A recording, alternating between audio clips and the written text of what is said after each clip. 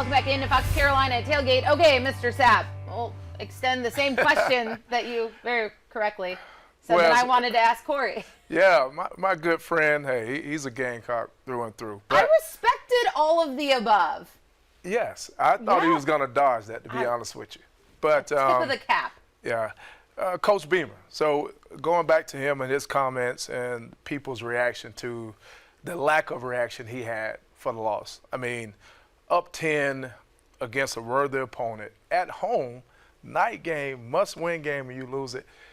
Yes, he should have been irate. Yes, he should have displayed it to his fans, his team, and maybe he did it in the locker room. Oh, yeah. Maybe he did it in front of players, and he showed them his disgust about their effort and not getting across the finish line.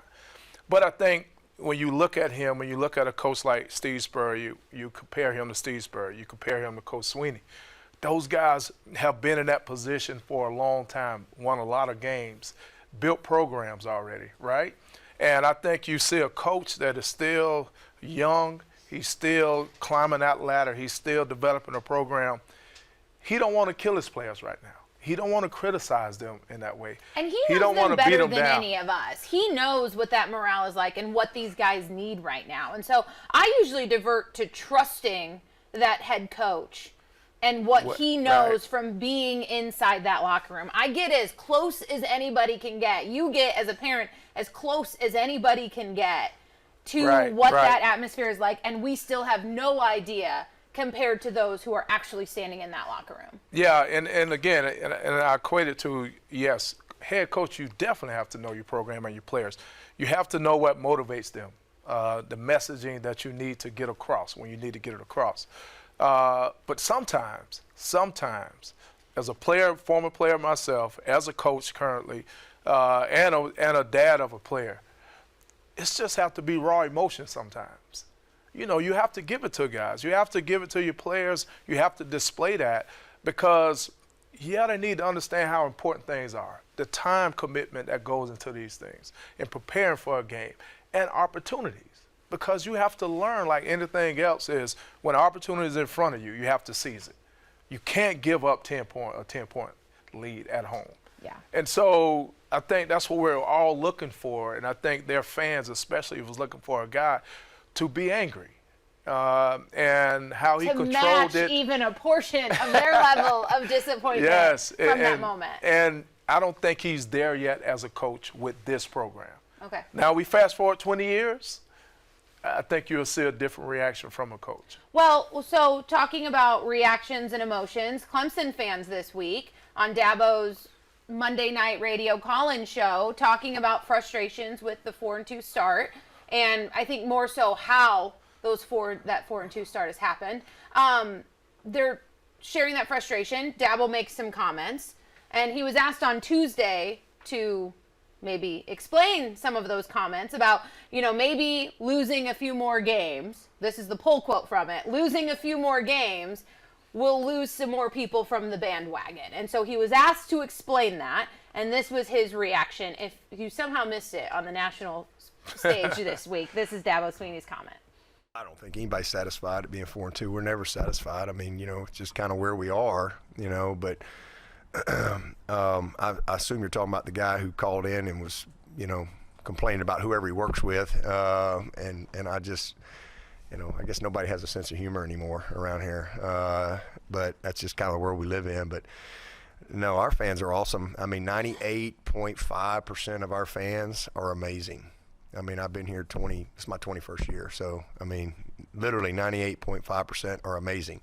But we got 1.5% that they're with you win or win. And, you know, and so I was trying to, I don't even know who I was talking to, pep him up a little bit. You know, a little adversity in this world is sometimes good, you know, because for a couple of reasons. I think sometimes you can win so much you lose appreciation for the blessing. That's just a reality. And it's hard to win. It's freaking hard to win. And to win consistently is almost impossible. So people don't understand that. I can't help them. But I just made the comment of, you know, a little adversity along the way. The one you hate it, but the one positive is it makes you grow. But you also learn kind of who's with you, and that's a good thing. So that's about a minute of the 5-minute response that he gave Right. us on Tuesday. Your reaction? So Because the nobody initial, riles people up like a Dabo Swinney quote. the initial comment you can't say.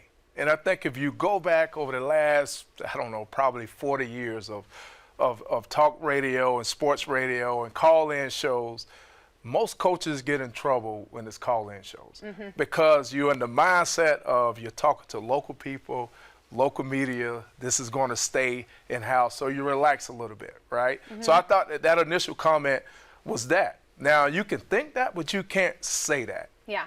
But his response, I mean, as a dad, I'm dead on with that because I didn't rescue my son from a lot of adversity he faced. I wanted him to face it because I knew it would make him better.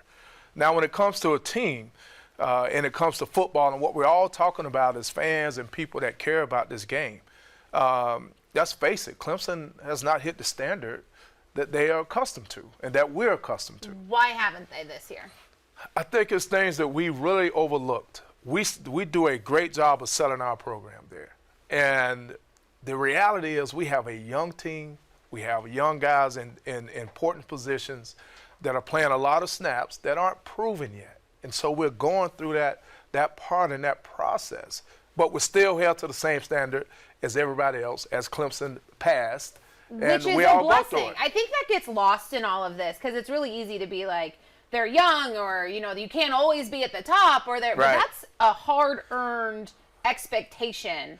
It's a double-edged sword, but it's a blessing to have those expectations. To have high, yeah. I mean, the team down the road, they don't have those high expectations. I mean, if you look at it from a reality standpoint, South Carolina is not held to the same standard. Now, I welcome the criticism, right, because we are a program that's been on top. But these coaches, this is their baby, man. And so when he says it's hard to win a game, it is hard to win a game. I do not care Especially who you right are now playing. in college football. College Yes. football right now is I mean, it's the most fun and the most, equal playing field of college football that It we've seen in a long definitely time. is. That leads us into our pick'em, which we will get into when we come back after the break.